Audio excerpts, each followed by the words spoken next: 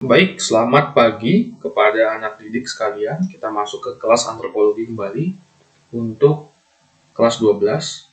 Tema yang akan kita bawakan pada hari ini adalah tentang pembangunan nasional.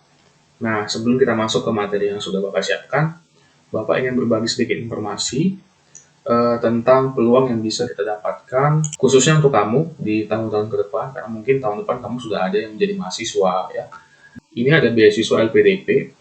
Jadi ini beasiswa khusus pendidik ya. Jadi LPDP itu merupakan lembaga pengelola dana beasiswa ya di bawah Kemenkeu atau Kementerian Keuangan. Nah, dia membuka program beasiswa hampir setiap tahun itu ada programnya. Jadi nanti kamu bisa searching tentang beasiswa LPDP. Apakah kamu dapat kesempatan atau tidak, apakah kamu memenuhi kualifikasi atau tidak gitu.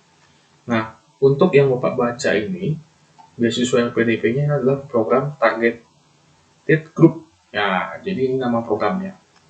Nanti ada beasiswa yang lain dengan program yang lain di bawah LPDP gitu. Nah, kalau Bapak baca yang ini, jadi intinya adalah kita harus memiliki kualifikasi yang memenuhi persyaratan LPDP. Nah, pada umumnya kualifikasinya itu adalah yang pertama itulah LOE. LOE ini adalah Letter of Acceptance ya. Jadi kita harus membuat sebuah portofolio untuk bisa diterima di universitas yang mau kita tuju. Nah, kemudian ini Bapak kasih secara umum saja. Yang perlu disiapkan itu adalah sertifikat TOEFL. Ya, TOEFL itu, nah, kalau misalkan untuk S2 itu TOEFL-nya 450. Nah, itu untuk kampus-kampus yang di dalam negeri. Tapi kalau untuk yang di luar negeri itu biasanya 500 atau seterusnya. Kemudian juga ada IELTS. Nah, kalau IELTS ini harus punya apabila kamu ingin mendaftar beasiswa ke luar negeri. Jadi letter of acceptance itu harus wajib, kemudian TOEFL, kemudian IELTS itu harus kamu buat. Nah, nanti kamu bisa mempersiapkan itu ya selesai semester 1, coba kamu lihat-lihat, browsing, bisa nggak nanti dapat beasiswa. Kalau kamu mau ikut SBMPTN atau SNMPTN, ada nggak beasiswa yang lain? Nah, selain beasiswa LPDP, apa yang bisa dicari? Silahkan kamu searching dari sekarang, persiapkan diri kamu karena mungkin 2 bulan ke depan, sudah bulan 12, kan kita akan masuk tahun 2021, nggak terasa lagi kamu sudah menjadi mahasiswa. Oke. Nah, itu sedikit informasi ya. Kita kembali ke topik pembangunan nasional. Ini sedikit saja sebagai bahan materi untuk hari ini. Nah, minggu kemarin kita membahas tentang perubahan sosial. Kamu sudah mengetahui teori perubahan sosial dan juga apa saja elemen yang termasuk di dalam perubahan sosial. Hari ini kita lanjutkan kepada pembahasan tentang pembangunan nasional. Nah, keywordnya adalah berkesinambungan, tujuan nasional, kemudian ada iptek. Berkesinambungan artinya berkelanjutan. Ada tujuan nasional di dalam pembukaan Undang-Undang Dasar alinea keempat. Kemudian juga ada ilmu pengetahuan dan teknologi. Ini sangat berkaitan dengan semua elemen yang akan kita bahas di pembangunan nasional. Oke, pembangunan nasional ini adalah bagian dari usaha peningkatan kualitas masyarakat ya Indonesia khususnya yang dilakukan secara to be continue atau berkelanjutan yang didasarkan kepada pemanfaatan ilmu pengetahuan dan teknologi serta memperhatikan juga perkembangan global. Jadi pada dasarnya pembangunan nasional ini harus dilakukan dengan mempertimbangkan segala aspek supaya ketika pembangunan nasional itu berlangsung tidak ada elemen yang dirugikan, gitu ya. Nah, salah satu tokoh yang Bapak baca, Effendi tahun 2002 mengatakan bahwa pembangunan nasional ini merupakan sebuah upaya yang dilakukan oleh segenap sumber daya, ya, baik sumber daya manusia atau sumber daya alam, yang dilakukan secara berencana. Jadi memiliki planning yang pasti gitu. Dan berkelanjutan dengan prinsip daya guna. Prinsip daya guna artinya ini memiliki fungsi ya, fungsi yang merata dan berkeadilan. Nah, Tujuannya supaya pembangunan nasional itu bisa dinikmati hasilnya oleh setiap kalangan, oleh setiap elemen. Di dalam undang-undang pembukaan Undang-Undang Dasar tahun 45 alinea keempat, tujuan pembangunan nasional itu ada di situ, nak. Jadi itu harus kamu hafal. Di PPKN mungkin sudah berkali-kali ya, dari kita SD, SMP itu mungkin sudah setiap hari kita dengarkan setiap upacara kan, melindungi segenap bangsa Indonesia yang pertama, ya, dan seluruh tumpah darah Indonesia. Yang kedua, memajukan kesejahteraan umum. Yang ketiga, mencerdaskan kehidupan bangsa. Yang keempat, serta ikut melaksanakan ketertiban dunia yang berdasarkan kemerdekaan, perdamaian abadi, dan juga keadilan sosial. Nah, itu tujuan pembangunan nasional sesuai dengan pembukaan UUD 45 alinea keempat. Nah, aspek apa saja yang kita perhatikan dalam pembangunan nasional? Yang pertama, itu ada bidang politik. Pembangunan di bidang politik, ekonomi, sosial budaya, aspek pertahanan, keamanan, dan juga sasaran jangka panjang, ya, yang dilakukan oleh pemerintah untuk rakyat. Nah, jadi kalau pembangunan di Indonesia itu lebih fokus kepada pembangunan sumber daya alam, karena kita memiliki alam yang sangat beragam konturnya gitu. Dan juga pengelolaannya juga membutuhkan banyak hal gitu ya, banyak hal yang harus dipertimbangkan. Karena letak geografis Indonesia ini banyak sekali ya, ada dataran tinggi, rendah. Nah, kedua elemen ini memiliki potensinya masing-masing gitu. Nah, apabila potensi tersebut tidak kita rencanakan, ini akan sia-sia gitu. Sumber daya alam yang melimpah apabila tidak diolah dengan baik, apabila tidak dikelola dengan baik, akan akan chaos, akan hancur begitu saja gitu.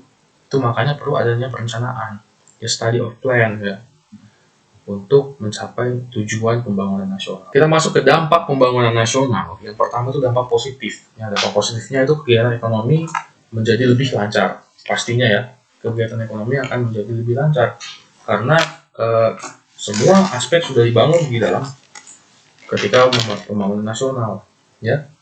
Yang kedua, ini akan membuka lapangan pekerjaan ya bagi orang-orang yang membutuhkan pekerjaan. Karena dengan pembangunan nasional, contohnya pembangunan pabrik-pabrik ya, industri ya, itu akan menyerap tenaga kerja. Ya. Kemudian juga peralihan ekonomi agraris menjadi ekonomi industri. Agraris artinya pertanian. Ya, peralihan dari pertanian menjadi industri. Itu pasti ya akan menimbulkan dampak yang positif ya. Kemudian juga peningkatan kualitas SDM. Nah, dengan pembangunan nasional ya, di aspek-aspek yang sosial, budaya, pertahanan, ekonomi, SDM kita akan meningkat. Ya, kita akan memiliki kemampuan yang lebih tinggi dibandingkan ketika pembangunan itu tidak berjalan. Nah, kemudian kita bicara tentang dampak negatif. Dampak negatifnya apabila pembangunan nasional yang tidak direncanakan dengan baik, ya, ini akan menyebabkan kerusakan lingkungan. Ya, contohnya apabila dibangun pabrik tidak memperhatikan aspek-aspek letak geografis dan juga dampak-dampak yang lain, itu akan menyebabkan kerusakan lingkungan, ya kan? Kemudian berkurangnya lahan pertanian itu pasti ya, sangat berkesinambungan. Yang ketiga, hilangnya habitat makhluk hidup di alam.